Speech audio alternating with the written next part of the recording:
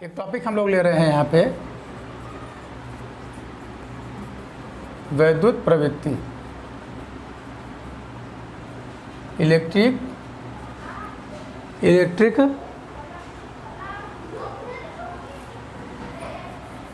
देखिएगा ना, electric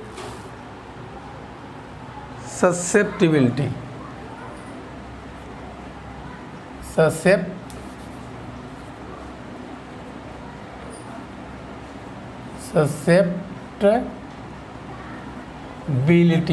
susceptibility इसको बोलते हैं।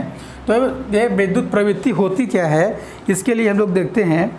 देखिए, अगर कोई भी होमोजेनियस माध्यम है, एक समांगी माध्यम है, जिसमें कि हम लोग जानते हैं कि अगर कोई भी पदार्थ इस प्रकार जिसमें द्विध्रुव आघूर्ण बनता है, अगर उसका द्विध्रुव आघूर्ण P है, द्विध्रुव तो जानते हैं द्विध्रुव आघूर्ण क्या होता है, P है इस प्रकार से पदार्थ का, तो द्विध्रुव आघूर्ण जो होता है वो हमेशा किसके, भाई देखिए कोई भी है इसमें द्विध्रुव आघूर्ण, अगर विद्युत क्षेत्र के मान को हम बढ़ाएंगे, जो विद्युत क्षेत्र हमारा है नेट विद्युत क्षेत्र, इसके विद्युत क्षेत्र के मान को अगर हम बढ़ाएंगे हमेशा, तो जो होता है वो आघूर्ण का मान तेज़ी से बढ़ता है, यानी कि तेज़ी से घूमने का प्रयास करेगा। द्विध्रुव आघूर्ण जो होता है, जैसे मान लीजिए इस प्रकार से कोई परमाणु है, इस प्रकार से रखा है, विद्युत क्षेत्र लगाया तो ये तेज़ी से इसे घूमेगा, मतलब जितना ज़्यादा विद्युत क्षेत्र होगा उसकी उतनी ही तेज़ी से उसकी आघूर्ण होता है, यानी कि जो द्विध्रुव आघूर्ण होता है विद्युत क्षेत्र के समानुपाती होता है। ये बात समझ में आ गया। जैसे ही हम इसको हटाते हैं, ऐसा लिख सकते हैं हम लोग, जो द्विध्रुव आघूर्ण है वो विद्युत क्षेत्र के समानुपाती होता है, तो आपको समझ में आ गया। अब जैसे ही हमने उसको हटाएंगे तो एक नियतांक लगता है जाई, मतलब ये नियतांक लगता है, इसी को बोलते हैं आप क्या, विद्युत प्रवृत्ति। ये एक नियतांक है जिसे हम लोग बोलते हैं क्या, जाई एक नियतांक है जिसे विद्युत प्रवृत्ति कहते हैं, इलेक्ट्रिक सब्सिबिलिटी कहा जाता है। बात समझ में आ गया बच्चों, ये चीज़ें आपकी आ गई इलेक्ट्रिक सब्सिबिलिटी। तो इलेक्ट्रिक सब्सिबिलिटी आप निकाल सकते हैं इस प्रकार से, क्या हो जाएगा, P/E, ऐसे भी निकाल सकते हैं, P/E, ये होता है सब्सिबिलिटी। कोई दिक्कत नहीं है, ठीक है। अब हम लोग एक टॉपिक और देख ही लेते हैं, इसके बाद हम लोग फिर कंडेंसर यानी कि कैपेसिटेंस पढ़ने लगेंगे बच्चों, ठीक है। चलिए बच्चों, हम लोग देखते हैं, एक दो टॉपिक और है छोटा। अब बात आता है किसका, परावैद्युतांक का। किसका, परावैद्युतांक। अभी हम लोग परावैद्युत पढ़े थे ना, डाई इलेक्ट्रिक। अब परावैद्युतांक देखते हैं, इसको बोलते हैं, आप लोग जानते हैं, डाई इलेक्ट्रिक कांस्टेंट। इसके बाद हम लोग देखेंगे थोड़ा सा परावैद्युत सामर्थ्य। परावैद्युत सामर्थ्य मतलब उसकी वो, तो देखिए इसमें जिससे हम लोग अभी एक विद्युत क्षेत्र यहाँ पे प्रवाहित किए थे, एक प्लेट था, यहाँ पे परावैद्युत पदार्थ हम लोग रखे थे, तो माइनस और इधर प्लस उत्पन्न हुआ था। तो ये विद्युत क्षेत्र हमारा क्या था, E0, और इसके अंदर वाला जो विद्युत उत्पन्न हुआ था वो क्या था, E और P, यही था ना, ठीक है। और जो नेट इलेक्ट्रिक फील्ड आया था वो कितना आया था, E0 माइनस EP। तो देखिए जो नेट आया वो, और जो हम लोग कितना लगाए थे वो, तो बाह्य विद्युत क्षेत्र और नेट विद्युत क्षेत्र का अनुपात एक कांस्टेंट होता है, उसी को बोलते हैं हम लोग, क्या बोलते हैं, परावैद्युतांक। तो लिख लेंगे, आरोपित विद्युत क्षेत्र क्या था, यहाँ लिख लेंगे परावैद्युतांक के दर्शाते हैं इसको, तो लिखिए आरोपित विद्युत क्षेत्र E0 अपान, ठीक है, नेट विद्युत क्षेत्र,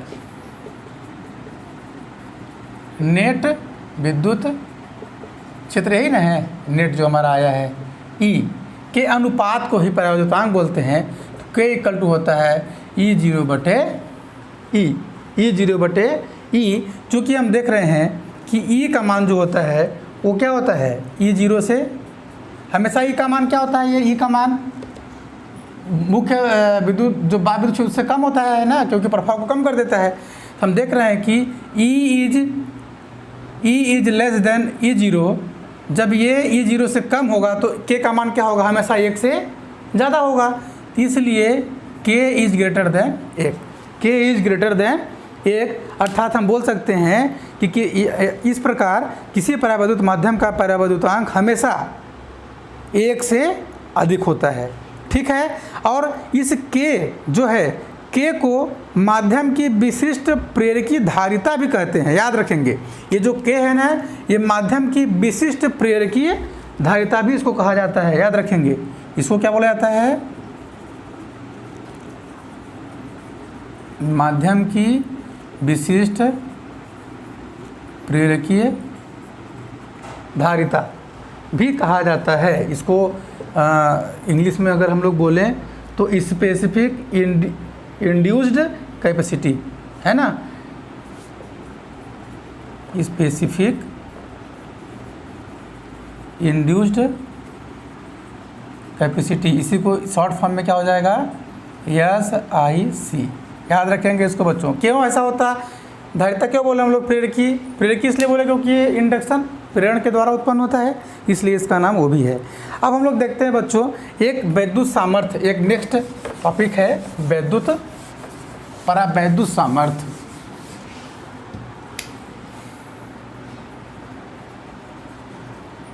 परावैद्युत सामर्थ्य, इसको क्या बोलेंगे हम लोग, डाइलेक्ट्रिक स्ट्रेंथ।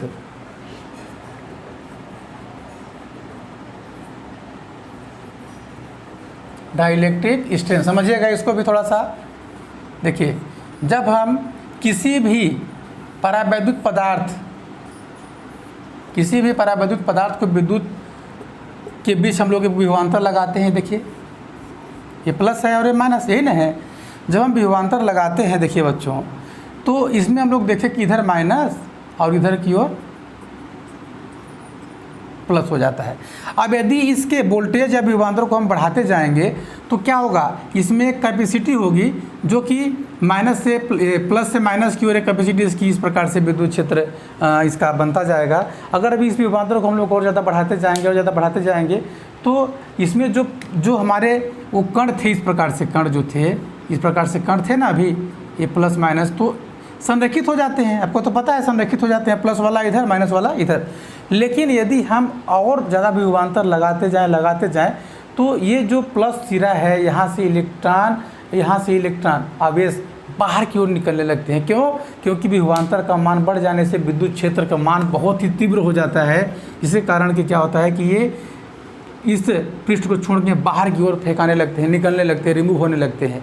तो उस कंडीशन में एक चालक जो परावैद्युत पदार्थ होता है वो चालक बन जाता है, क्योंकि इलेक्ट्रॉन वहाँ से निकलना शुरू हो जाते हैं तो चालक की भांति कार्य करने लगता है। तो जो परावैद्युत सामर्थ्य होता है तो विभवांतर के अंतर्गत उस मान को बोलते हैं जहाँ तक कि इलेक्ट्रॉन को न निकाले, उसकी कैपेसिटी एक होगी, उसकी कैपेसिटी वहाँ तक की एक लिमिट होगी कि वो इलेक्ट्रॉनों को वहाँ से न निकाले, भाई देखिए, जैसे ये परमाणु ऐसे परावैद्युत पदार्थ पहले बधे रहते हैं प्लस और माइनस के बीच में। हमने पोटेंशियल लगाया, बीच बताया तो ये दूर जाने लगे ये, अब इधर वाला इधर प्लस आ गया, इधर माइनस आ गया पूरा।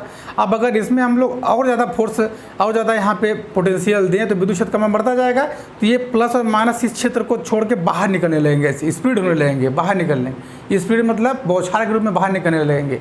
तो ये कैपेसिटी होगा उसका कि उस सीमा तक इलेक्ट्रॉन को बाहर नहीं निकलने देगा, उस सीमा को ही बोलते हैं क्या, परावैद्युत सामर्थ्य। तो आप परिभाषा इसको लिखेंगे, परिभाषा लिख लीजिए बच्चों, यानी कि विद्युत क्षेत्र के उस अधिकतम मान को जिसे आरोपित करने पर परावैद्युत माध्यम से इलेक्ट्रॉन पृथक नहीं होते, परावैद्युत माध्यम की परावैद्युत सामर्थ्य कहते हैं।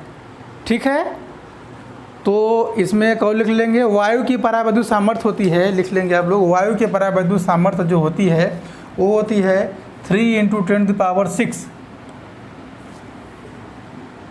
वोल्ट प्रति मीटर। याद रखेंगे, ये वायु की सामर्थ्य है, वायु की परावैद्युत सामर्थ्य इसको बोलते हैं। अब बच्चों हम लोग अब पढ़ेंगे कैपेसिटेंस। क्या पढ़ेंगे हम लोग? कैपेसिटेंस। ठीक है। तो कैपेसिटेंस हम लोग नेक्स्ट लेक्चर में देखेंगे, ठीक है। तो आप लोग ऐसे ही देखते रहिए और अच्छे से पढ़ते रहिए, ठीक है। धन्यवाद। और लाइक सब्सक्राइब ज़रूर करिए, हमारे चैनल को शेयर भी करिए।